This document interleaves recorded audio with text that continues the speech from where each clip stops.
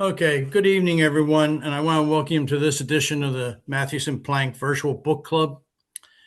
Before we get started, I have one announcement I'd like to make, and that's that next Saturday morning at 10 a.m. Eastern Time, the Mathewson-Plank Chapter is going to have their virtual SABR Day meeting, and we're going to have two presentations by SABR members.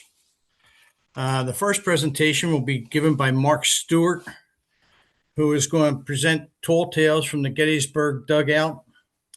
And the second presentation will be given by Brian Engelhart, and he's going to talk about when Satchel Paige came to town. It was a game he pitched in Reading, Pennsylvania in August of 1961. And he'll also talk about 9 other Negro League legends of the 37 who are currently in the Baseball Hall of Fame, who also appeared in Reading at one time or another. So that's all I have for announcements. At this time, I'd like to have everybody mute themselves if you would, and hold your questions till Jerry's done.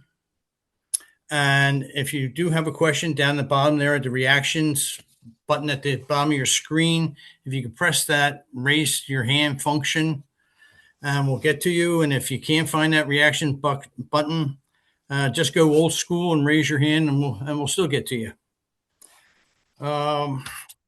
With that, I'd like to talk a little bit about tonight's guest.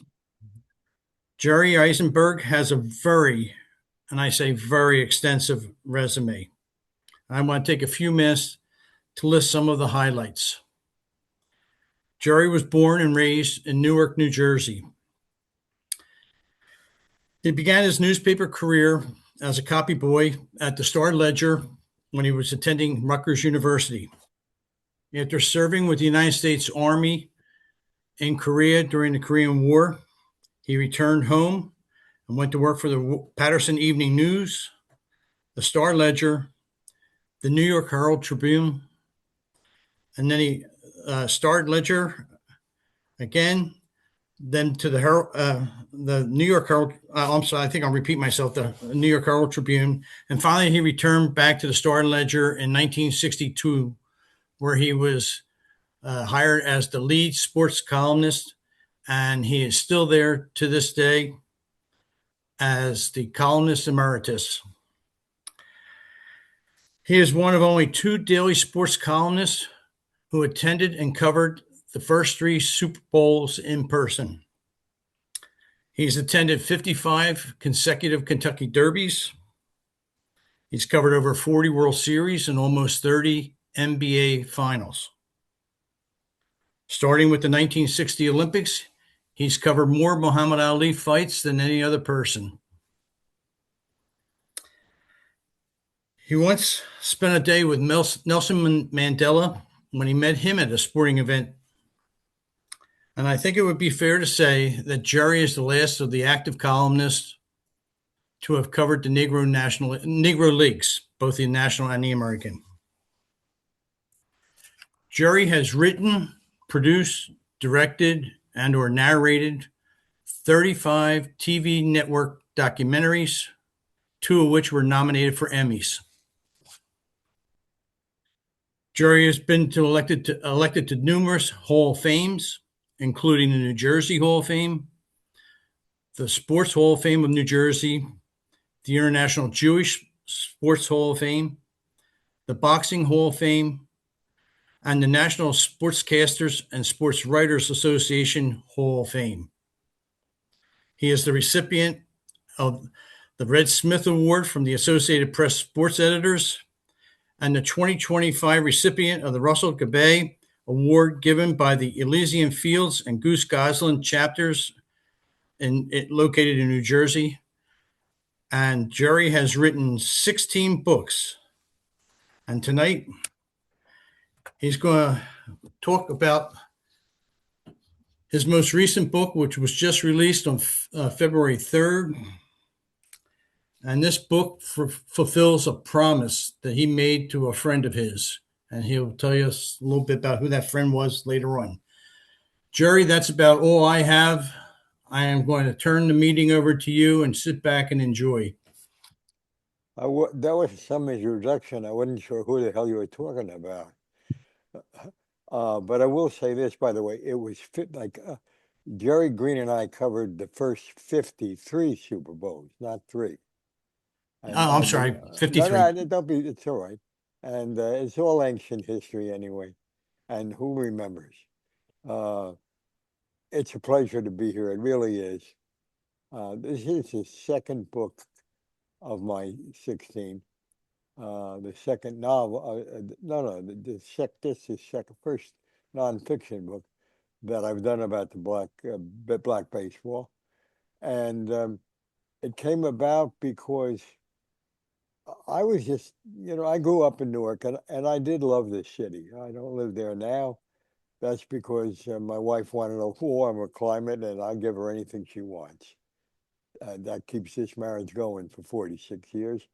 We've had our ups and downs, and actually, they weren't our ups and downs, they were America's ups and downs because we're a black-white combination. But we've done all right, and America has certainly done all right with us. Well, I want to say this about Josh Gibson. Josh Gibson is the only man ever to hit a home run over the wall in the original Yankee Stadium. Ruth didn't do it. Maris didn't do it. Mantle didn't do it. He also was the first guy, and only two people ever did it, to hit a home run into the center field bleachers at the Polo Grounds, 510 feet away. People refer to him very often. People who don't know much about black baseball will call him the Black Babe Ruth, but they don't know. Ruth was really, in my opinion, the white Josh Gibson. Uh, the man was just incredible. But when I did this book, I did it because I love the city of Newark. I really did. And one of the things they wrote about me when Esquire did a profile, I told them back when I was in Newark, I'd go in an elevator. I was never good at smiling. I'd go in an elevator and someone would say, "Good morning." And I'd say, "Wonder what the hell he meant by that." That was just the Newark, New Jersey coming out in me. I'm proud to say it's still within me. I was doing some research. I was just tired. Newark went through some very, very tough times, and I was tired of all the datelines talking about a drug bust or a car theft or whatever else. So I did a little research to give those kids, those young kids, particularly young black kids, the knowledge about black baseball because and white baseball. The Newark Bears, owned by the Yankees, International League's best team ever, ever anywhere in the minor league. Won the minor leagues, won the International League championship one year by 25 and a half games. Drew tremendous crowds. 15,000 was not unusual for them. Had lights before Yankee Stadium had lights. They were owned by the Yankees, and they tested the lights in Newark. When the Newark got its lights for the night games, um, only Cincinnati had lights. So it was and it was a tremendous baseball. And everybody loved the Bears, white team. But that isn't why they loved them. There was not enough interaction that they would even know about the Eagles. But the Eagles were incredible. Well, one more thing about the Eagles.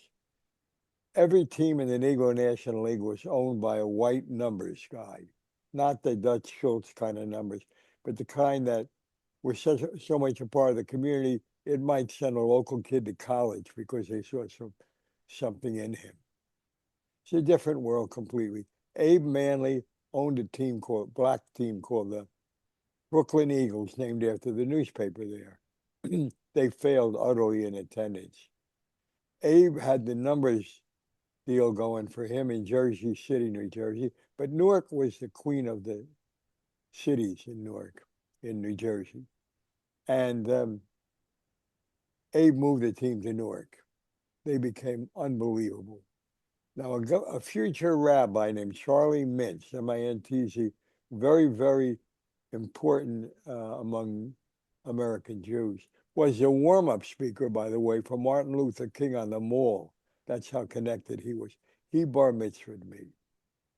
And he was a very strong guy. And one of the things he tried to teach me was tikkun olam. Tikkun olam, that's Hebrew for fix the world. And he sure did his part. My part was just a little bit. I ran a football game because of that phrase that sent 1,100 Newark kids to college, who otherwise never could have gone. So Prince was a big part of my life.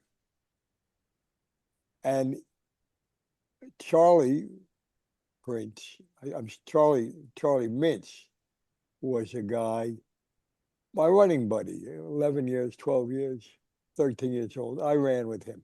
He taught me there was an opening under the Wolf's Head oil sign in Rupert Stadium in Newark, home field of the Bears. We could sneak in. And I set the Avon Avenue Grammar School record for truancy because I thought I would learn a lot more at Rupert Stadium than I could learn in the 8th grade or 7th grade, and I did. Well, one day I sneak in, and there's a different team there. I don't know who they are. I know they're all black, which meant nothing to me one way or the other, because I came from a household that would not tolerate any kind of racism. My father, a former baseball player, pro baseball player, I asked him once why I never heard those terms in our house. He said, if you ever hear them and you're the one that said them, keep on walking because I don't need you at home anymore. That's the way I was raised. So I see this all-black team, blue hats, script E on top of the hat, eagles across the chest. And I know the crowd's all black. And I say to this gentleman, he's about 30 years old, so at that age, I'm 10, he seems 50 to me. I said, who are these guys? What are they doing here? And he said, they're the Newark Eagles, son. If you never heard them, they're the pride of all black people in the city of Newark. And he was right about that. When public housing built these big concrete coffins, 40 stories high and everything, I never forgave them because they did something to both the black and white community that was unforgivable. They took away the front steps. And that's where we sat every night. And some of us argued who is the best center fielder, Mickey, Willie, or the Duke? And a lot of people asked us, wasn't it true that our subject tonight was the best power hitter ever? That all disappeared. And baseball got hurt by that anyway.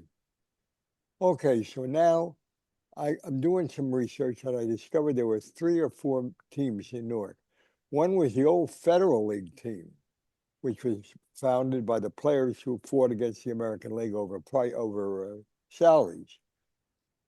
And that was managed by Iron Man McGinnity. I'm sure I don't have to tell you, most of you, who he was.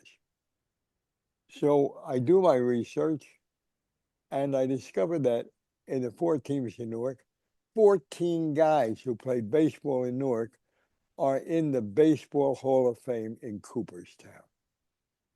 And I was stunned. Now, I thought I might do a book. I thought I might look into Larry Doby a little bit. Larry Doby's best friend was one of my best friends, Monty Irvin. As you know, Monty Irvin integrated the Giants along with Hank Thompson. So we put up plaques in the old Newark ballpark, which no longer exists, much to baseball's shame. And for each guy from Newark who made the Hall of Fame, and they double-crossed me. They put one up because I'm in 18 Halls of Fame, and I had to make a speech again, go back to the podium, and county executive said, you got to speak, you got to speak. I said, all right. I said, that's my plaque. There goes the neighborhood. I don't know whatever happened to that plaque because they tore the damn ballpark down. It was a damn shame. Anyway, it was what the black teams did. They rented major league or big AAA parks, wherever they could play, because most of them didn't have home fields that held more than 2,000 or 3,000 people. Well, I had a thought. I said to Monty Irvin one day, you know, I know too much about you, Monty. I don't know enough about my other best friend, Larry Doby. And he was gone by then. And we had a conversation about Larry. He said, you should do a book on him. And I said, well, yeah, I will. But I never did until one day when we put up those 14 plaques for the ball players. Monty came back in a wheelchair, called me over. I hugged him. He said, listen to me, brother. You can't die. I said, Monty, I don't know what you're talking about. I'm telling you, you can't die. You're the last guy, the last major league white reporter who wrote about us when we were in black baseball. And you're the only one who knows. And if you don't tell the whole story, you could tell it through Dobie. You could tell it to any of us because we will all cooperate. And there were about 30 survivors when I started. I started this book really is 13 years old and was rejected in 3 places, but it's there now. Anyway, when we had that honoring the 14 guys, she said, where's the book? I said, Monty, I want to. He said, you do that damn book. It was a deathbed request because Monty died about 3-4 years after that. And that book is this book. It finally came out after the Dobie book came out. And I'm very proud of this because I had a goal. Monty's words kept ringing in my ears. And I realized there's been a lot of books about black players, the old Negro Leagues. There's been a lot of books, and by the way, some of these books are fine books, about black baseball. But nobody ever used the players to tell the story of the league. This book that I hope you all will read somehow, this book had 6 former Black League players, 2 from the American Black League and the rest from the Black National League, and Effa Manley, the part owner and road secretary of the not of the New York Eagles, the road secretary of black baseball. She saw the handwriting on the wall. She told me. Abe wouldn't acknowledge it. He just said, we try a little longer, but attendance was starting to. She knew when Jackie got in, and she was all for that, but she knew when he got in, black Eagle fans were going to start saving their money to go to Philadelphia and Cincinnati and Chicago to see Jackie Robinson. She knew that was the handwriting on the wall. And Abe said, give me 2 years, and if we don't make it, we'll sell. And they did. They moved in 1950. But Effa was just kind of the Negro National League would not have been as successful as it was without her. She saw this handwriting. She called the league meeting because she was the executive secretary. He said, gentlemen, I'm here to tell you today we got to put more money into public relations. We're going to lose our people because they're going to be following Jackie and the ones that come afterwards. And Gus Greenlee, who owned the Homestead Grays, and Gus Greenlee, who was a pioneer, who was the only privately funded stadium built during the Depression when I was born, 22,000 seats. And his mortal enemy from the Pittsburgh Crawfords, everybody thought the Crawfords were owned by a guy named Crawford because that's where they would get. No, the guy who owned the Crawfords won the Crawfords in a crap game. Because he won the Crawford Cafe. And he thought to give the cafe some publicity, so he named the team the Crawford, but they were the Pittsburgh. And if you look closely at the cover of this book, you will see in the middle of it the much belated and much fought against for a long time Hall of Fame plaque from Cooperstown of our hero. But look behind it. Now raise it up a little bit more. Those are the ghosts. You're blocking part of it. Go to your left. Either way. Yeah, that's good. They're sitting in front of the Crawford's bus. They're the ghosts. They're doing the talking. And using those ghosts, I get to tell the story. And when she started to ask for more money, And Greenlee said, no, we're not going to do that. We opened the gates. Where they're not going to come. So Jackie said, so what? We're not. He started to cry, and the tears ran down her face. And Gus said, Effa, please stop that. Stop that. I don't like to see a woman cry. Please, please. Okay, we'll put the money in. And then she looked up, smiled. The tears were gone, and she said, the next item on the agenda will be blah, blah, blah. She knew how to play those guys, and she helped keep that league still alive. Well, using Josh as the head coach, we build some suspense as they're haunting a guy named Jefferson, Jeff the Jet. Great, he didn't exist, but I put him with the Newark Eagles, and he stole all those bases. But there was a guy who was patterned after the field behavior of the Jet, of Jeff. The guy was called Ray Dandridge. The three best fielding third basemen I ever saw in my life. Admittedly, I saw the black one young, but you didn't have to be smart to know this guy could play. They were in no order, Billy Cox, Brooks Robinson, and Ray Dandridge. Ray Dandridge broke his leg sliding into our hero at home. He comes to, now I changed his name to Pop, grandfather. The ghost won his son. They want to recreate magically, which they do. All these anecdotes. There is not an anecdote in this book that is false. The book is fiction, but the anecdotes came from 6 players and F. And if you look at, I'm not going to give, I'll give one away, tell you how good Dandridge was. The black players, all of them together, and they belong in this new book. They scattered, short season, those who were still active, then the Black World Series because they won their leagues.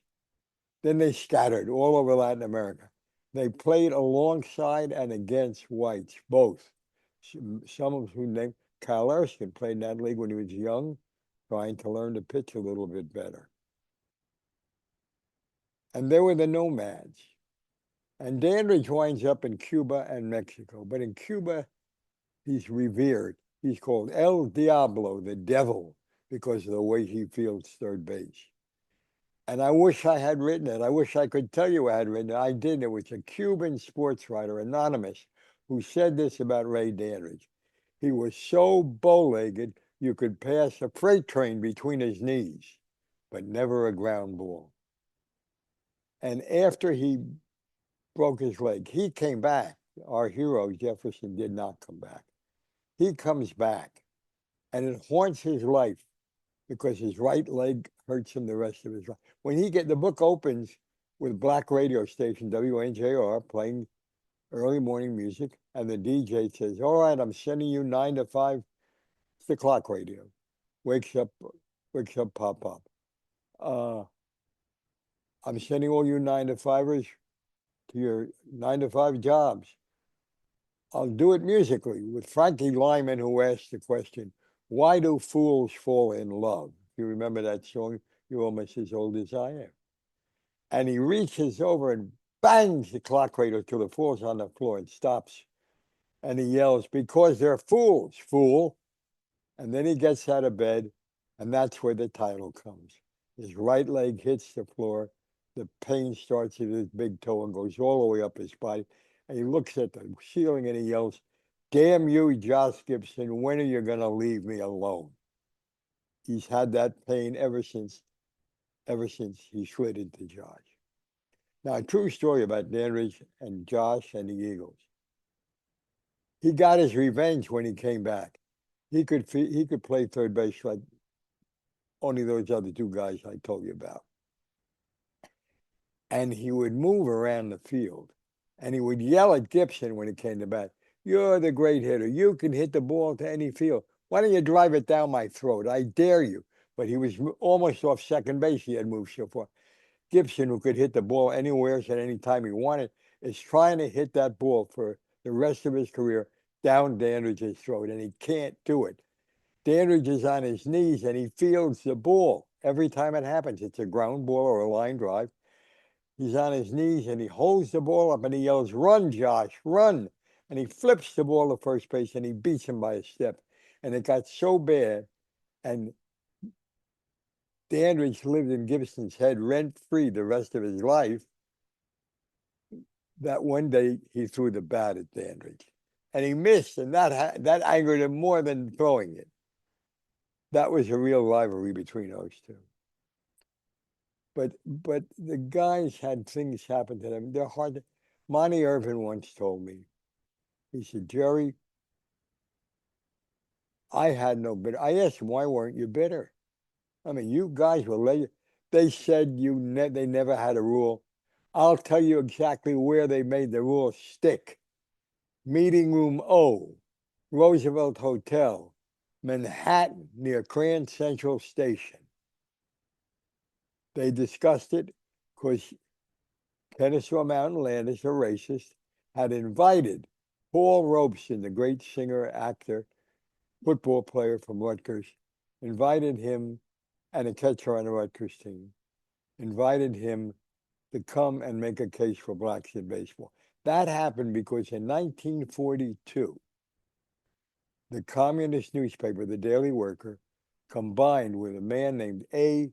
Philip Randolph, the most powerful black man in America, because he was the president of the Pullman Porters Union, an all-black union that wielded incredible power in the black community. And he got Robeson to go and plead for the chance to get in. They had a parade before he did, down Fifth Avenue. Effa Manley was part of that parade too. The war was on, World War II was still on, and it was a parade let the blacks into what they called organized. The blacks were pretty organized too. What they called organized baseball. Let them in. And the slogan of the parade was, "If they can stop bullets, they can stop round balls." That's true.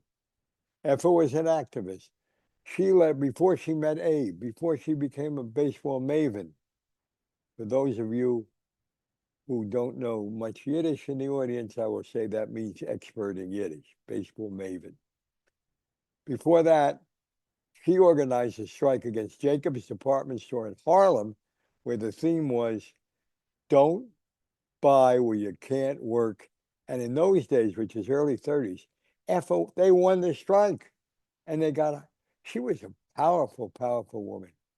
Well, when it came time, this comes out of the book, when it came time for Bill Veeck to break the color line in the American League, very different story than Branch Rickey. Branch Rickey is credited as being the father of blacks in baseball. That's not true. It's true because he signed them, but let me tell you how he signed them. He induced them to jump from their existing teams, the black teams. Black owners never got a cent from him. And not only that, when he was the general manager of the St. Louis Cardinals, he had a black section in the outfield.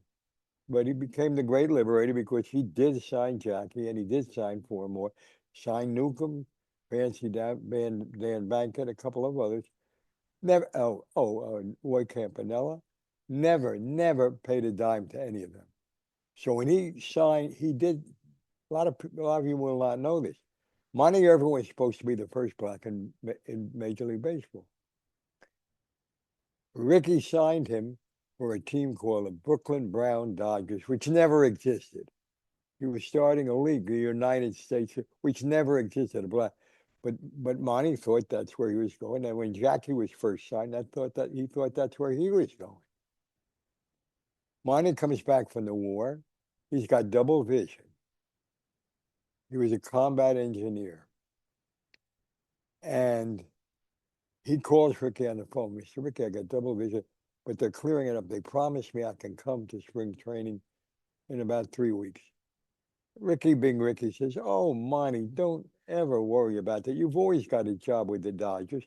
Then Rickey, being Rickey, picks up the phone and calls Horace Stoner, president of the New York Giants, and says, "Look, why don't you sign a black guy? And Tom says, I don't know any black guys. I'll give you a guy, and I know you can get him for 15,000 because that's what she wants. And that's how, as a matter of fact, Monty and Hank Thompson became major leaguers. I always maintained Larry had it worse.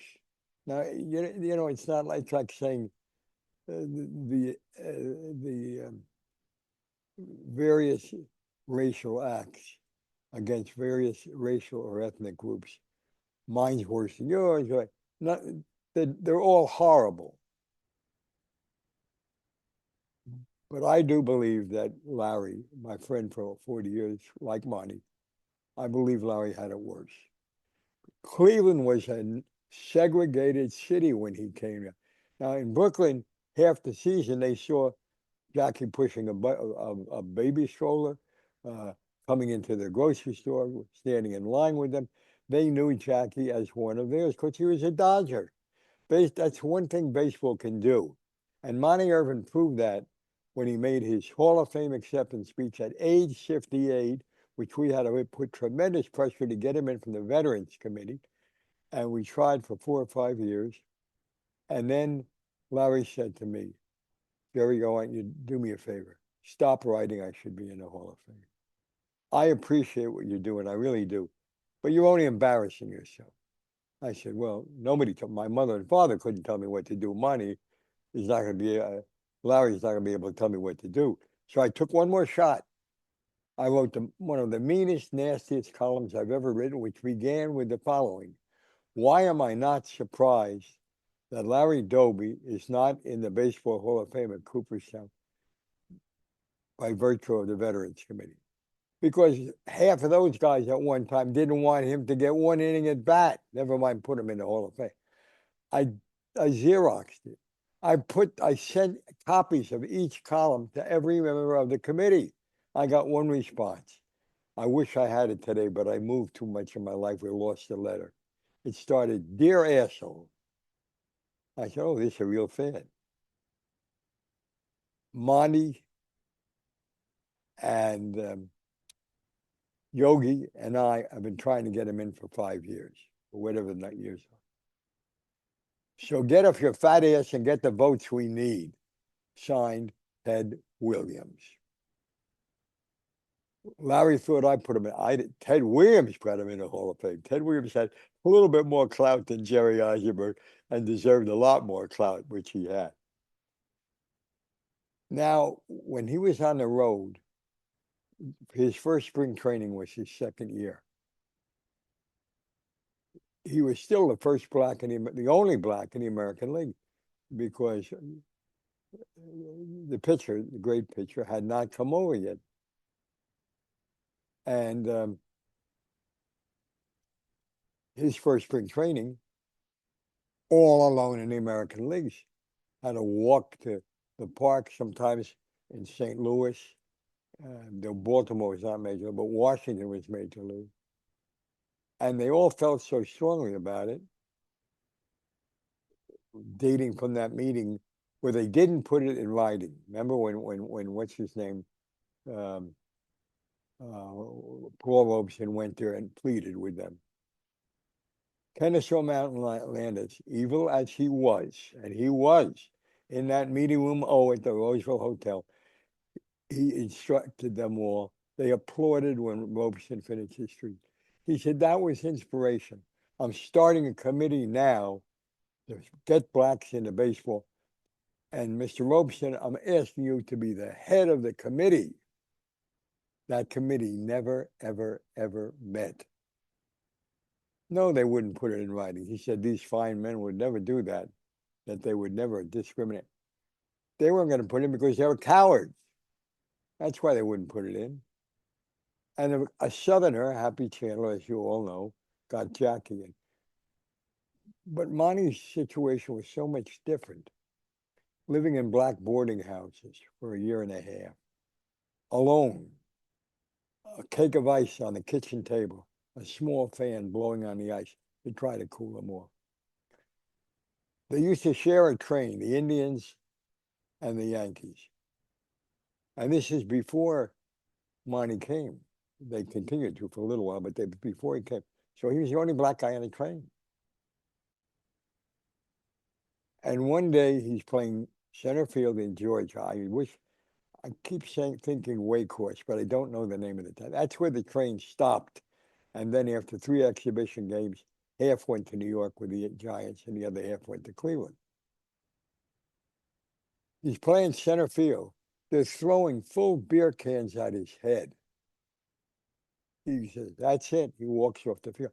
The manager, who did not want him in the first place, Lou Boudreau, much honored, great shortstop, playing man. He didn't want Larry even a little bit. Maybe it was because he thought the team would revolt, which they tried to, or maybe it's because he had those feelings, which he might have. But he didn't change his opinion. He sees him walking off there. He says, where are you going? He said, if you want somebody out there, you go out there. I'm going to change. He showers, he comes out, he gets approached by a tall black man in a 3-piece suit with a Phi Beta Kappa. The guy said, Mr. Dobie, can I speak? You're not going to throw anything at me. You can say anything you want. Okay, I'll tell you this. And this little bit I stole from the Dobie book to put in this because it's part of the story. My wife and I'm the only black doctor in this town. We want you to live with us because you'll be stopping off. They'll never fly. There'll always be a train. And we want you to live with us. And he did for 2 or 3 years every time the train got there. He was like family. Years later, he's getting ready to go in home. He picks up he's still not in. He picks up a newspaper and sees a black doctor has been shot to death at a lunch counter sitting, and it's the doctor in Georgia. He and I have lunch because we were really close before his Hall of Fame, and the day before his 2 days before his Hall of Fame induction. And he tells me that story. He's never told it to his wife even. And I said, you got to tell that story at your speech tomorrow. You owe that man. He said to me, Jerry, it is not the time for that kind of speech. I'll tell what needs to be told, but I will never forget that man. And I will never forget him. Okay. He made a 6-minute, 6-second speech because I clocked it. The greatest 6-minute speech I ever heard in my life. And he opened it by people are saying, baseball hasn't done enough for blacks. He was not yet a black manager. He said, but I want to ask you a question. You're here because you love baseball. Who did more for blacks, baseball or America at that point? The general feeling was baseball. And he said, let me tell you a story. I am the first black to hit a home run in a World Series. 1948, I won it for us against the Braves. And he says, and I knew I never would forget that because I won a lot of money in bars saying who was the first black to hit a home run in a World Series. I knew it was Dobie. They thought it was Jackie Robinson. So in any event, that was his proposal to them. When he started to get in, when he finished his speech, it was a marvelous speech. Helen Dobie was up, clapping, screaming, and Don Newcomb had his arms on her shoulders, trying to put her back in her seat. He got a 5 or 6 minute standing ovation. He walks to his seat, pulls out his handkerchief, and it's the only time in my entire life, and I knew him for 40 years, saw Dobie cry. He wiped his eyes, and it was a spectacular, it was a Hall of Fame moment, it really was. Right, that's in the book. The concept of what they had to go through, all of them, everybody spoke to me, had a story. The guy from the Kansas City Monarchs, who's in the Hall of Fame, the name escapes me at the moment, and you'll all know him. He was a goodwill ambassador. I'm sure somebody in the audience remembers him. Tremendous guy, first baseman mostly. Instrumental in helping baseball, the Black Baseball Hall of Fame be what it's become. He told me a story about Turkey Stearns. If you've heard of Turkey Stearns, you're ahead of most people. Great, great hitter. Not a power hitter so much, but a great average hitter. He's in a slump once in his life. It's like 4 games he hasn't gotten a hit. He can't believe it. He's sulking. They're home in Kansas City. They go out for dinner, the whole team together. He's not there. The guy gets up and he says,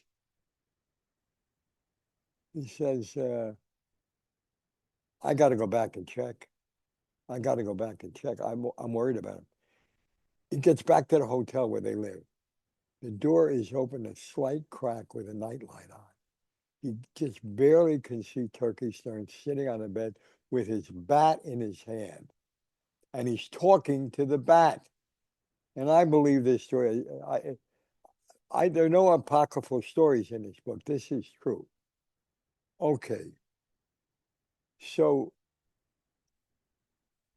he's talking to the bat and he says, listen, you never failed me. You're my favorite bat. I hardly ever use another one. But I'm telling you, if you don't break out of this slump tomorrow, you'll become nothing but kindling. That was the story. And he stuck to it all his life, and I believe it. There's something about everybody in here, about the teams, about a lot of people don't know. I think it was the next to the last All-Star game, Black All-Star game. Always played at Comiskey Park, or generally played at the last one. 51,000 people at the game. And believe me, I will say the whites might have been in a minority, but it was a very close minority. There was a section of Chicago, you'll learn about, most of you know about Sugar Hill in Harlem, you know about Black Bottom in Detroit. Maybe you've never heard of Bronzeville, Brongeville.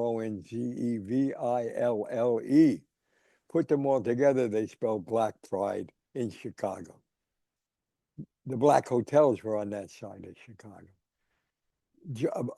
A front man for Joe Louis ran a bar on that side. The Savoy Ballroom was on that side. Everybody in black baseball, or everybody who was a black of note, like Robeson, stayed at that hotel, went to that ball game. And we go into that chapter, and it's amazing how Monty Irvin said, look, you didn't get but $50 if you got chosen to that game. And fascinating, everybody you've heard of was chosen. Maybe you never heard of the black playing manager of the Newark Eagles, Biz Mackey, 51 years old, and he was the starting catcher in that ball game. These guys had no age limit because they didn't age. They did not age. Unfortunately, they died from the pressure, but they did not age. The reason they didn't age was because they never expected to go to the major leagues, never expected to be playing against or with whites. Monty told me, we took bus trips, the happiest days of my life, including the major leagues. We took bus trips on the team bus, and we all wore sport jackets. And we were a proud team. We were a good team. We only won the Black World Series once, but that was a team that stands in everybody's mind who knows what happened forever. That team had a pitcher named Leon Day.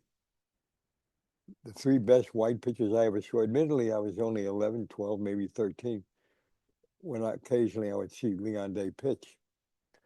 Leon Day won 15, 16, 17, something like that, the year that they went to the Black World Series and won it.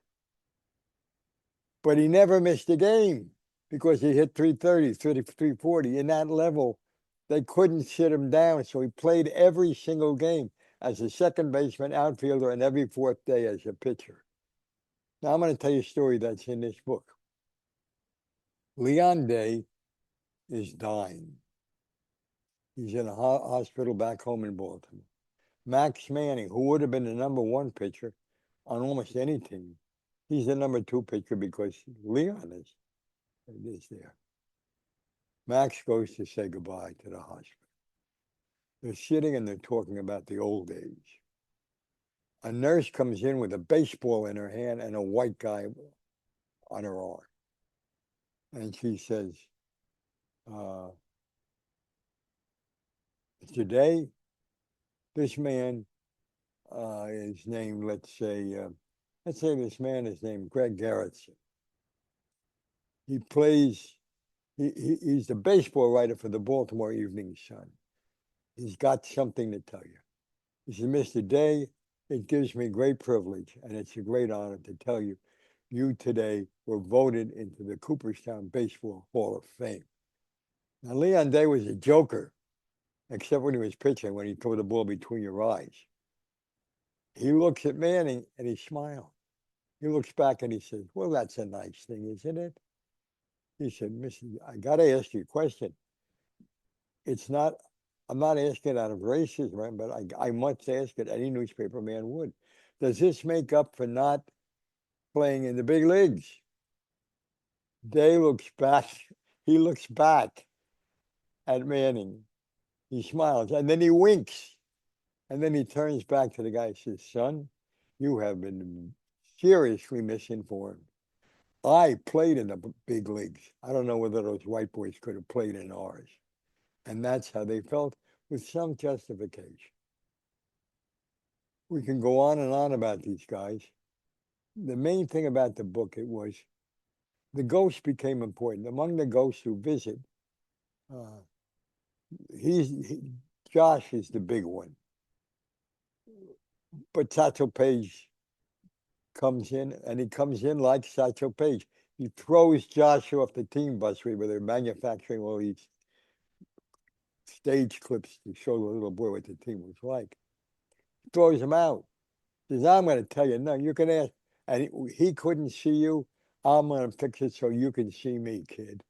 And the kid did. The kid falls in love with Satchel. And Satchel has stories. He talks about what it was called a industrial school for blacks in Alabama. Actually, what it was a reformatory, as Satchel tells him.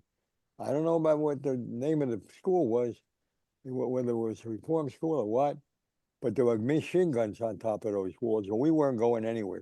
And there he met a man who converted him from a first baseman to a pitcher, taught him that incredible high kick that he had. And there he developed his showbiz personality because they rented him out. He was signed by a black team who rented him out to white teams, semi-pro teams, of course. And his career, you know about, or you wouldn't be sitting in this audience. The interesting thing is, Larry Doby did not get along with Satchel Paige. That's hard to believe. Both guys suffered so much. Although Satchel didn't suffer financially any more than Josh did. They played for the Homestead Grays, didn't sign any contract, jumped to the Pittsburgh Crawfords the next year, jumped back again to the Homestead. They got more money every single year. And it was in his contract or in his understanding with whoever he pitched for, whoever Satchel pitched for, the other 3 days he wouldn't show up and he'd get money for playing for someone. They made the most money, those two guys, playing one team with, because Pittsburgh was the crown jewel of black baseball. Many other cities had 2 teams, 3 teams, but they didn't last. Pittsburgh had those 2 teams, and they lasted, and they divided Pittsburgh in, and most of the time their fanship went to the team that had Satchel or Josh. There's a million stories, but I think I'd rather hear what's on your mind. So I will open it for questions if I have permission. Otherwise, I'll tell more stories. Jerry, before we take any questions, I want to let you know that Josh Gibson's great-grandson, Sean, is with us tonight. Oh, Sean. Sean, you want to unmute yourself and talk to Jerry? Can I see you, Sean? You got some legacy. Hey, how you doing? Can you hear Uh, me? I can, and if I didn't, I'd come through the set and beat you Could off you the take? air. Could you put your video on, Sean? No, I'm in the car, so Oh, sorry about I'm that. actually in Detroit for Mr. Teasley's funeral, so I just jumped on for a second. Well, I'm so glad you jumped because Y- your grandfather, nobody like him. And I always say, and I may have said it before, I hope I'm not repeating myself. Ruth was uh, um, Gibson was not the black Babe Ruth. In my neighborhood, where we live with blacks and whites, Ruth was the white Josh Gibson. Yeah, I agree. I agree with you. You So better. I heard, yeah, yeah, yeah. So I heard most of your talk. I got on a little late, then I got lost connection. So, but great stories. I haven't had a chance to read the book yet, but um, one of our good friends. I think he's on the call too. Tom Rooney. He has the book. Was telling me a little bit about it today as I was driving to Detroit. So excited to Uh-huh. see it. But he has some great stories. So I'm glad I was able to. I was glad I was able to join in to hear some of your stories and the reason why you decided to write this book. I was glad that that gentleman who, to me, at age 10, looked like he was 50. He was about 30 years old. I was so glad he kept me in that ballpark because I will tell you something, Sean. Many times I was the only white kid in short pants sitting in that ballpark when the Eagles played. Uh huh. Wow. They were And, enjoyed. and Jerry, you're 95. I'm sorry, I didn't hear. How old are you? I'm 95. How old are you? Yeah. Wow. 95. But Wow. sometimes I'm It's a 95 blessing. go sometimes I'm 95 going on 12. That's why I like to keep it. Yeah. Yeah. What a Well, nice surprise.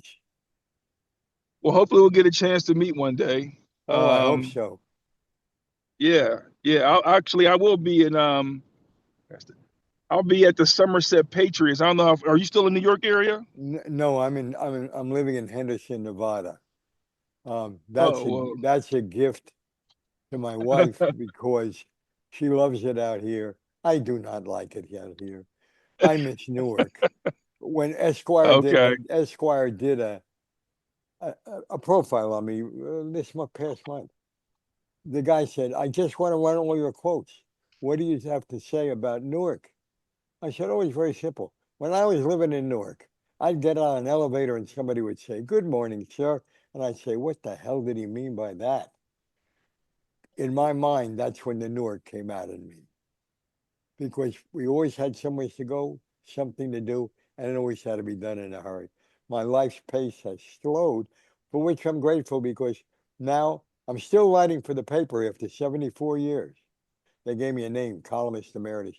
They could give me anything, and I'll say it softly. They don't even have to pay me, but they do, so I'm not going to say it loudly. I'm the columnist emeritus, but I've done 16 books since I got out here. So do me a favor, any of you that are listening, if you like the book, post a comment on Amazon. It'll help. Sean, you're still there. I just want to tell you, you're the nicest surprise I've had since my kids were born. Thanks for joining us, Yeah. Sean. I Yeah. I'm know you still made that hearing that. special for Jerry. Yeah. So thank you guys. No problem. Jerry, I have two comments in the chat. And one's from Ted Noor. Ted, you want to take your mute off and ask the question to Jerry? Yeah. Jerry, when that Larry Doby speech, I'd like to hear something else from that. Tris Speaker, an ex-Klansman, the third Yeah, outfielder, yeah, yeah, yeah, yeah. did Doby mention him at all in his speech? Not in that speech, but Dobie mentioned him any chance he got. I'll tell you a story about that. The reason Tris Speaker was involved with Dobie, he was a goodwill ambassador, a former Cleveland and Boston manager and player, but he was a goodwill ambassador for Vec because Vec figured when I signed Dobie, I'm going to need a lot of goodwill in Cleveland, a segregated city at that time. But then after the first year, when he realized his manager didn't want him, when Dobie came in, 5 people shook his hand. 2 of them turned to the wall and wouldn't acknowledge that he was standing there. Nobody would throw him the ball in the pepper warm-up before his first game, which he didn't get in. He did get in as a pinch hitter. And somebody, he's standing in the dugout steps, nobody will throw him the ball. And somebody elbowed him, and up went the fist. Larry was not shy about defending himself. Turns out it was Joe Gordon, the first man to shake hands with him. And Gordon says, "Hey, rookie, you want to warm up or you want to stand there admiring your brand new uniform?" They went out and threw the ball. As long as both of them were together on the Indians, they warmed up with nobody else, and Gordon became his best friend on the team. And that's the true story. Jerry, I have 2 questions Sure. from Jeff Beck in the chat. Jeff, you want to ask him directly? Come on out, Jeff. Yeah, Jerry, great to hear you. It's a real honor to be with you, and it was a great honor that Sean was able to join us too. Oh boy. Question: why didn't Larry Doby and Satchel Paige get along well? Oh, simple story, but an interesting one. You're not old enough, but you may remember it from television. There was a radio show called Amos and Andy. Have you ever heard of the show? Yeah. Okay. Doby hated that show. Hated it. Because, he felt it denigrated blacks. Satchel acted like he was in it. He would make him, when he tried to get closer with the guy, he would tell stories about himself. And Larry would say, "I'm running away from people all my life who think that about us, and he's promoting it." I said, "Well, listen, your room with," he said, "I never roomed with." I said, "The hell you didn't." When he came, he said, "I roomed with his suitcase." He was never in the room. He was always out doing something that I wouldn't do. That's why they didn't get along. Not on the field. There never was anything like that. But he just stayed away. They stayed away from each other. Jeff, do you want to ask Jerry about Biz Mackey mentoring Roy Campanella? Oh, yeah. Well, my understanding is Biz Mackey mentored Roy Campanella. Is that your memory of it? He probably did it. A lot of people don't know that. Trying to think of the second baseman. The second baseman with the Monarchs. They had spring training at the same time the Dodgers were in Vero Beach. Jackie, if you remember, Jackie opened the season as a first baseman. He could not make the pivot at second base. And I don't remember who it was, but he went to practice to say hello to Jackie. And then out comes the manager, Bert Schotten, I think it was, because DeRocha was suspended. "Mr. Schotten, I see our boys having a little trouble with that pivot." Well, he really wasn't a shortstop. He kept saying he was. "Would you mind if I work with him a little bit?" And he did work with him. And when they moved him to second base, Jackie made a lot of pivots and made a lot of straight throws and jumped over a lot of spikes aimed at him. So I don't think that was Biz. The thing about Biz, I'll tell you a story about Biz. Everybody's gone, so I feel free to tell it. Mrs. Manley, I'll put it this way, had a great liking for one of the starting pitchers.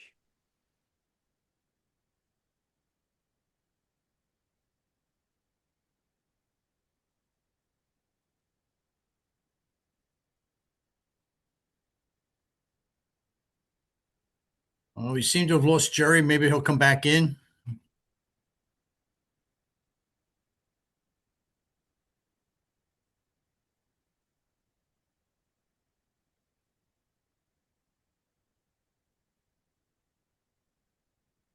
Now, can you hear me? Yes. Okay, I was off for some reason. I don't know why. Yeah, we can't see you, but we Oh, can you hear want to see you. me? I'm right above you. You can't see me? Why not? Oh, I got you now. Okay, Okay. all right. Biz Mackey, I'm gonna tell you a story. Call Biz, for 864. well, wait, let me tell you this story about Biz Mackey because you asked the question. Biz Mackey was the manager, playing manager. He comes to the park one day and she's got this picture she really likes. He called himself the Great. There was a movie, Elmer the Great, and he had his first name with the Great next to it on his warm-up jacket. And she liked him very, very much. I'm understating that out of politeness. She comes to the park with three girlfriends. She said, Mr. Biz, my girlfriends have never seen him pitch. Will you please pitch him today? He said, I will not. She said, what do you mean you will not? I'm the general manager. You're the field manager. He said, no, you're wrong. I'm no longer your field manager. No one's going to tell me to pitch a guy who pitched yesterday. And he's walking out of the ballpark and Abe catch, where are you going? He tells him a story. He says, you go back. I don't care if you pitch. Pick somebody out of, I don't care who pitches. I will take care of Effa Manley. And he speaks to her. It's the last day of their rental. The next day, the Bears are going to come home Tuesday night. He said, we got the stadium tomorrow morning, he tells the team. Full meeting of us, of this team. Full uniform, including spikes. Be here at 9:30 sharp or you'll be fine. They don't know what's going on. They're all there, and then in walks the pitcher. Then Abe leans back and smiles and says, now we can start. He said, this is an official meeting of the Newark Eagles of the Negro National League. One item on the agenda, and it's you. And he points to the pitcher. He said, I just traded you to the Pittsburgh Crawfords for an old sliding pad and 4 broken bats. Get it the hell out of my locker room. That's a true story. And Biz had to deal with that. She was a stubborn lady, and the proof of it was there was a wonderful woman named Connie who became the first black female reporter. She was there to cover blacks for my paper with the, with the way the world was back then. Overmeyer did a wonderful book on Effa Manley. And he had her diary, not Effa's, Connie's. He gave me Connie's in case I needed it for this book, and I did. And in the book, Connie wrote, Effa had no female friends except when the black women wanted to raise money. But she had, don't get me wrong, she had an awful lot of male friends. So she was telling me what was already hinted at with the starting pitcher. It was just, Mackey was 51 years old, he was a starting catcher. That's unbelievable. And I'll tell you this, to make a living, he's the manager, playing manager. To make a living, he's driving a cab after the season in Newark. Wow. I heard that Roy Campanella learned his release, to throw to second base from Mackey. I don't know that story, but it could be right because many of the black players interacted with whoever was organized with major league, minor league ball at that time. I told you they interacted with Jackie Robinson on the pivot. I'm not surprised Mackey was like that. And the thing is, it's when I go back to these players, the only guy who I ever knew who was bitter, and I think his relationship with me ended that forever, was Larry Doby. I'd like to tell you guys how I met Larry. I knew him. He was from Patterson. I worked in Patterson a short time, and then I went to Newark. But they were not very good. There was no reason for me to go to Cleveland as a columnist. So what happened in the early days? So what happened was I'd see him in the ballpark. Hi, Larry. Hi, Jerry. That was it.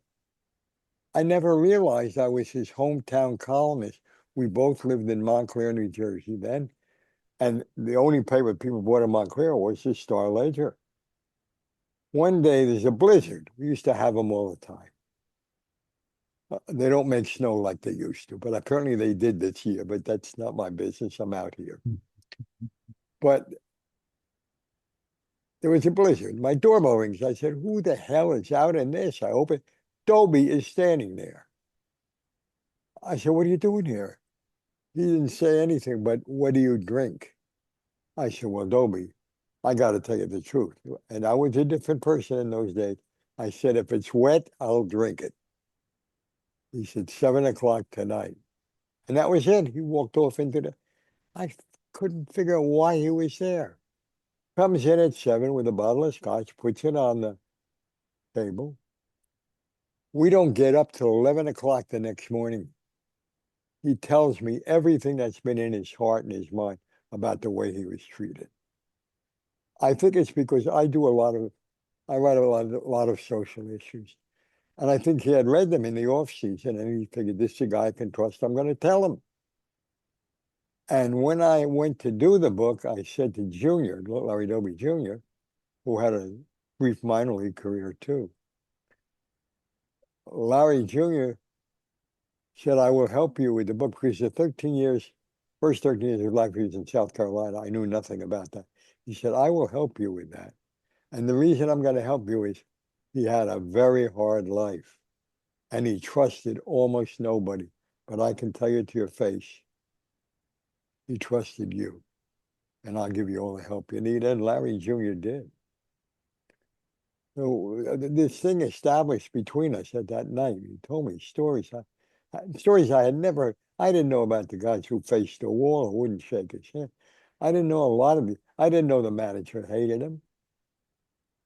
But I knew this. I knew he was a hell of a ball player. Somebody had asked me about Tris Speaker. It might have been, I don't know who it was. Tris Speaker was a card-carrying Klan member in Texas. That's why Beck picked him. No more speeches. You're going to be a coach and you're going to teach him to play the outfield. And he knew because they both were so different, they got close, sooner or later they would exchange confidences. And Larry told him what it was like to grow up as a black in the South. And he told Larry what it was like to be a white bigot in the Klan. And they both disabused each other of those stereotype notions. And Vec knew it was going to happen. You know, I'm telling you, Vec, there is no false pride in Vec. Mike Vec, I knew Bill very well. His father was the president of the Chicago Cubs. People don't know that. And as president of the Chicago Cubs, one day he took Bill to the counting room where they counted the money behind the box office at Wrigley Field. He said, Billy, what color is that money? I said, well, Dan, that money's green. Right. What color are the men counting it? Well, they're all different colors. Don't ever forget that. That's your lesson. And that's how we grounded him. And that was passed on. You know, he was a self-effacing, had a great ego, thank God for it, because there are many days I would have had nothing to write without his ego. It was great. When he first went, he did something when I first interviewed him that he did with everybody. He took off his wooden leg, which he lost on Toronto, his real leg. Used it as an ashtray. He was a change, but he did it for effect. Everything he did for effect. Now he calls Effa Manley. Effa has got a real hate on with Ricky. Not only did he steal Don Newcomb, but he called him when she told him, if you bring in Irvin, I will sue you for the rest of your life. He was no dummy. He tore up that contract. And then he called a meeting of all the black writers in the New York metropolitan area. They were all working for black papers. White papers didn't hire them. And he told her, there's one woman standing in the way of black total integration, and that's Effa Manley of the Newark Eagles. And they all wrote it. They were so happy to get the free lunch. And that just stiffened her resolve. Vec calls her and he says, Ms. Manley, We have business. I will be in Newark to see you. He said, look, let's make this very simple. You need money and you're going to need more money. That's what's happening now. I need Dobie. Sell them to me for $10,000 and we'll call this quits. Well, she had done her homework on Beck. Beck was the president and only member of the Fair Housing Committee in his summer Eastern Shore, Maryland home. And when Rap Brown started the riots and the burning and everything else, they negotiated the peace on Bill Beck's front porch with him as the moderator, the general from the Maryland National Guard facing Rap Brown, and they're settling things. This is the kind of man Beck was. He found out blacks could not go to the movie on the Eastern Shore. He had a barn. He contracted to get first-run movies. He opened the barn up as a theater. White or black, you could come at no cost. This was Beck. So when Miss Manley said to him, Mr. Beck, you know, if you were white, you wouldn't be offering me $10,000, you'd be offering me $50,000. He said, that's true, but I'm taking a bigger chance than you. Tell you what I'll do, I'll throw in another $5,000 if he stays 30 days. So she did get $15,000 for him. Beck was amazing. When Beck told, just before he introduced Beck to go on the field and meet the press and and he had a very hostile press, very hostile. And I wrote about it in the Dobie book, and I think a little bit of it carried over into this book. But Beck said to him, Larry, all you got to remember is it's just like your league. You hit a round ball with a stick of wood, and I know you can do that. When he met him, he stayed at the Black Hotel, of course. He got in a car, was being driven by a PR guy. And he said, Mr. Beck, I'm Larry Dobie. He said, I'm Bill Beck. Don't call me Mr. Beck. I'm Bill. And that's the relationship. And they made a deal. He said, you're going to have slumps. I'm not going to give you the big talk that Ricky gave about they'll call you a nigger, they'll do this, they'll do. You know it already. So I'm not going to do any. You lived in the South and you moved to the North, and you were the only black guy on the football team, the baseball team, and the basketball team. There's another black on the basketball. So you know all about that. I'm going to tell you this. You're going to have slumps. I don't read game stories. I read box scores. And I'll know when you're in a slump. And then, wherever you are in this country, I will fly to that city. We will go out. We will have a couple of drinks. We'll have the best steak you can buy. And then we'll go listen to jazz. They did it, and he broke many a slump that way later on. In the beginning, he hardly ever got to bat.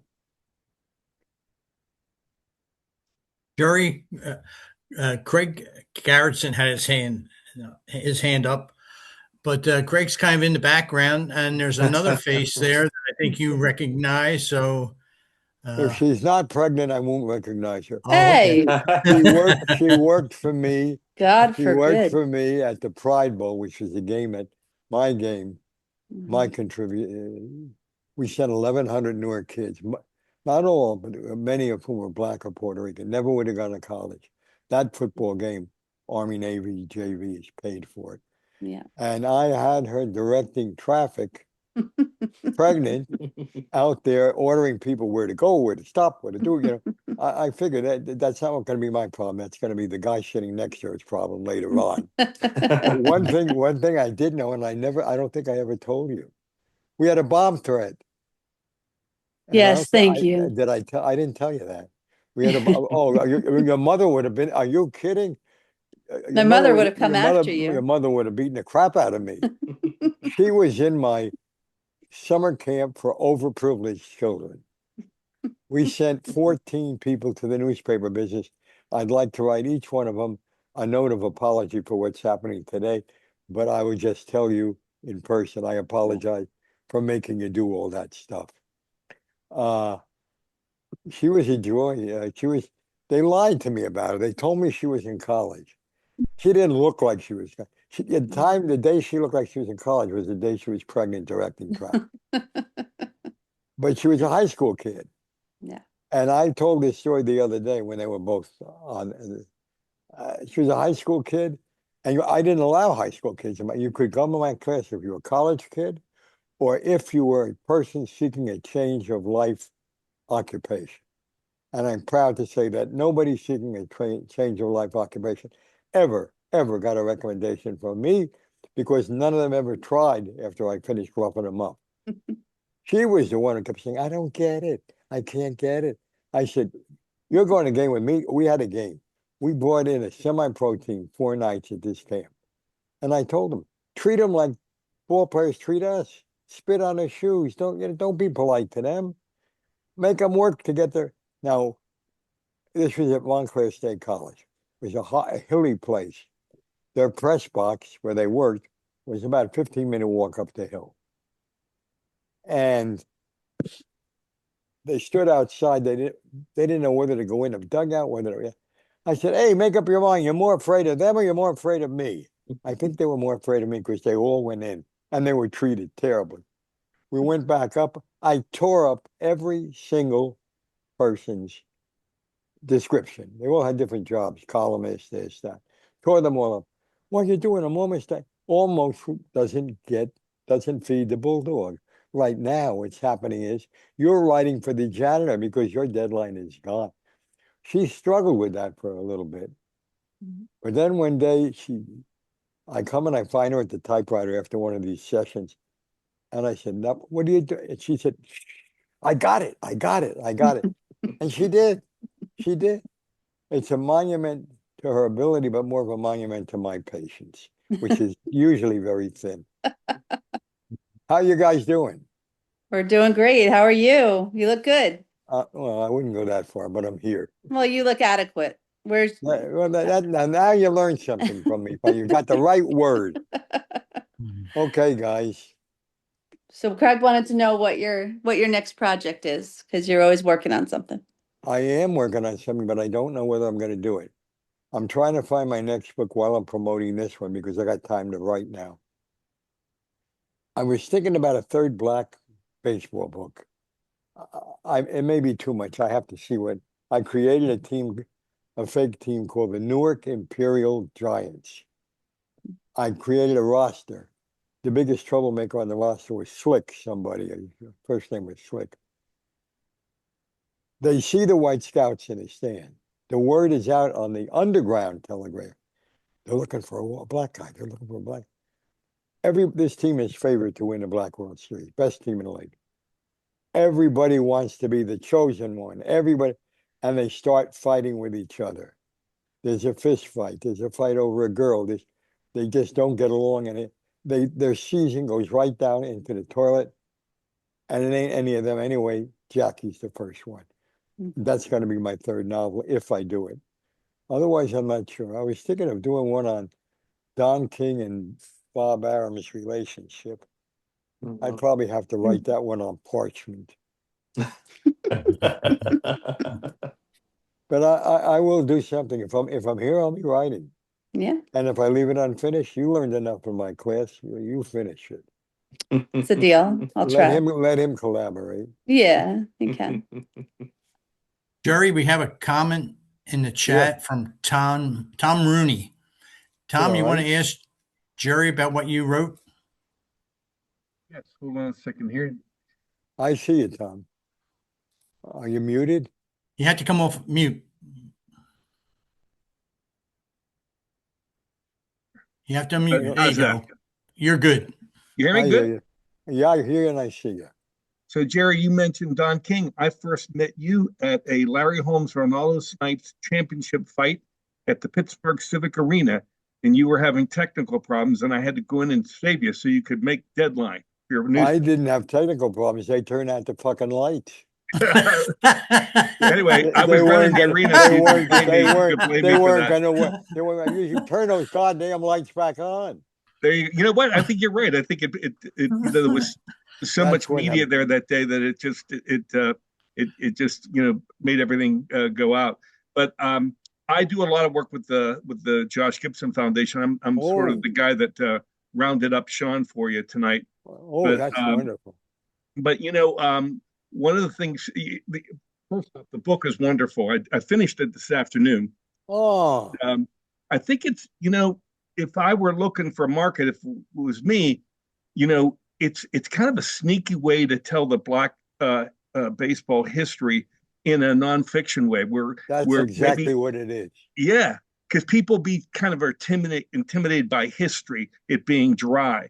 But if you read that book, those 170 pages, I mean, you get a really nice 20,000-foot view of Negro baseball, through the personalities.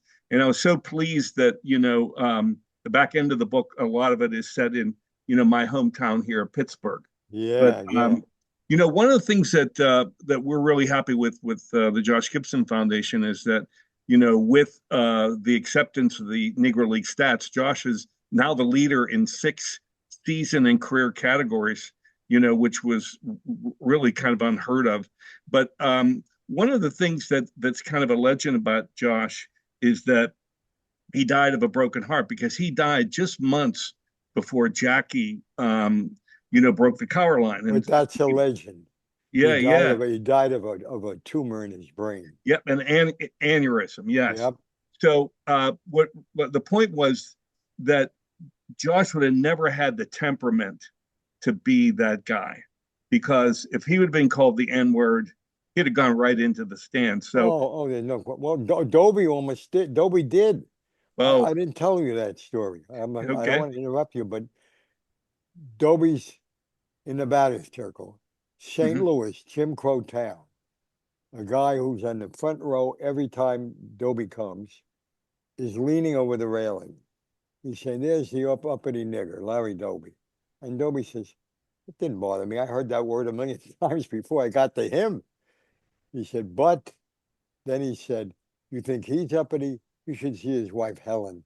She spells it Helyn," and he knew that.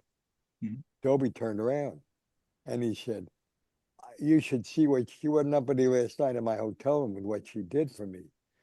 Dobie's into the stands. He's got 1 foot over the railing. He's flying backward through the air. Lands with the pitching coach, pitching and a batting coach. I had 2 jobs. On top of him, who tells him, "Listen, you go in those stands, you'll never play another baseball game." Right, yeah. But more than that, these people hate you. These people don't want you. And we won't get another black in the American League for 10 years, so you leave your ass right where it is now and save Dobie's career. Yeah. So I think the point you made in the book is Jackie might not have been the greatest Negro League player, but he was one that could make that, he had could the withstand spirit. all that. He Yeah. had the fire. Yeah. And we be happy if whoever works with you to, we have our gala coming up in October, but we do a lot of social media, and I would highly recommend that Sean, help promote the book. It's almost a mini biography of Josh anyway. So if we can be of any help with you here in Pittsburgh. Well, I'll tell you, it can be a lot of help. You finish the book, post on Amazon while you liked it. Oh yeah, I did. I already did a little review. The more of those we get, the quicker we'll get back where we ought to be. But great job, and all of us who, we love the Grays and the Crawfords here. We revere them. Jerry, you probably knew my Uncle Art, who was the founder of the Steelers. So, yeah, are you kidding? Yeah, so he was a really good baseball player himself, and he played in some barnstorming games against Josh, and he said that Josh Gibson was the greatest hitter he ever saw, white, black, or otherwise. And he's dead right. I mean, that's why Ruth was the white Josh Gibson. Right, absolutely. We'll be glad to help you any way we can. Do me a favor. Yeah. My email address is. I'll wait till you write it down. Okay. Yep. I'm gonna write it down. All right. Mm-hmm. J, no dot, just the initial J. Izenberg. Z as in zebra. E-N as in nothing. B as in boy. E-R. G as in George. @ Star Ledger, one word, no hyphen, STARLEDGER.com. And I'll get your address and we'll work this thing out. I will send you an email tomorrow, and once I know that it goes through, then When you send the email, put in your home address. I got I you. will send you a page.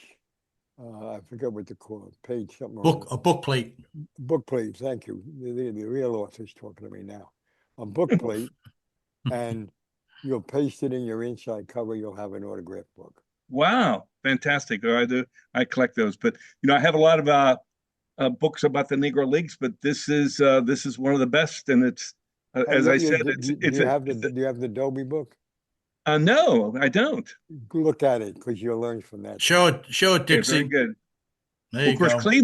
Cleveland's only a 2-hour drive from Pittsburgh, so we know of Larry Dobie just because when I was a kid growing up, he was still playing. So well, as a matter of fact, that drive involves Art Rooney. That's why, what's his name says he saved the league when Rosenblum, idiot, when he went to the American Conference. yeah, he bought the Cleveland Baltimore and the Steelers. But Cleveland went for a different reason. Mm-hmm. Cleveland said, if Pittsburgh's in trouble, which they were, they almost folded. Mm-hmm. If they're in trouble and Art's in trouble, put me in that league. I want to keep our rivalry twice a year. And that was the big money maker for Art. Yep. And the last time, Art's finally going to win a championship, right? And I'm standing next to him in the press box. I'm not letting him out of my sight because he's going to be my story, not the guys who want to feel. He's the story. And if I tell you, I'll be carrying coals to Newcastle, but you know the story of how he got the money to buy the franchise, right? Oh, listen, I know a lot of stories. You know that. And you one? know what? The other thing that's very resplendent in your book is the numbers game, and certainly that fueled a lot of things in the sports economies over the years. So that's your little undercurrent that I really enjoyed also. Well, I'm glad you did, but I'll tell you, most people don't get it, but you do, so that's good. Yeah. What he thing about him, he's standing there, and who was the general manager of the Steelers? Art Kiley, was it? Oh, Ed Kiley was the head PR guy. Yes. Yeah, he was. Anyway, he's the guy. He's standing next to Art. He says, "There's a minute and a half to play." He says, "We got to go downstairs. We're not going to make. We got to get an elevator. He said, "Not yet, not yet. We didn't win yet. They had a minute and a half. I don't know, ahead by 1,000 points, but he wasn't going to move till he knew he won." He was. Well, what the reason might have been for that is he missed the immaculate reception because when Oakland went ahead at the very last moment, he was in the elevator going down to console the team. He wanted to be there till the end. Of course, it took 40 years for him to be an overnight success. So, well, I have fond memories of Pittsburgh. Yep. The Steelers got good. The baseball team had won just before they got good. Mm-hmm. And Connie Hawkins on the basketball team. Oh yeah. So I spent a lot of time up in Pittsburgh. There's a funicular that goes up to the top of a hill. We have 2 of them. Yes. Well, I only had. I'm old. There was only one when I was there, but it let me up in front of a restaurant that I loved. I hope it's still in business. Yeah. Probably the Lamont. I don't know what it was, but I know it was awful good. But I do know Pittsburgh when they built the first new stadium. I hated that walk. I was having trouble walking then, and but some guys saw me struggling. I was carrying a heavy computer. He took the computer from me. He wasn't a writer. He was coming. The fans exited across that bridge too. He took it from me and he carried it for me till I got to the other side. I always liked Pittsburgh. I liked everything about Pittsburgh. For some of that period, I was divorced, and I met a lot of nice, pleasant ladies in Pittsburgh. There you go. What got me was the accent. And one of my finest, closest friends, I'll give you the word and you tell me who it was. Yoicks. Myron Cope. You got it. He was a very good friend of mine also. The inventor of the terrible towel. Yeah, oh yeah, yeah. And Which now everybody's has copying raised tens of millions of dollars for the Allegheny Valley School. You know, Myron had a son who was autistic, I so didn't know that. all that money went to support the school that his son went to. And even Well, today, you know, it's Oh, that's we great. in fact we just had to get a license with this called the Inman Foundation Yeah. for something that we were doing with the terrible towel. So Well, he also, Myron created Girella's Gorillas yeah, he had all and those Franco's Italian American Army. and Jerry, he was a good writer too, right? He was a Oh, very good writer. he was a fine writer. Yeah. And more than that, he was a good guy. And Yeah. in my business over the years, we've had a lot of guys who weren't good guys. Yeah. They almost drove Dobie out of. He said he would never quit, but they made it tough in Cleveland. They really made it. They criticized his 4-year-old girl for running through the clubhouse. I mean, for crying. Yeah. But Well, I'll send you an email tomorrow morning, and do we'll get that, and also put your address in. I'll do that. All right, great, thanks. This has been a very enjoyable evening. I'm glad to hear that. Usually they throw things at me, but that's why I go for a Zoom instead of in person. Right. Tom, I want to echo that. This has been a tremendous evening.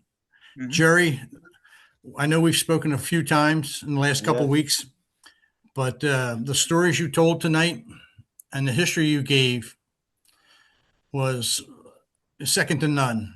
And to have Sean to stop in and to the meeting and talk to you.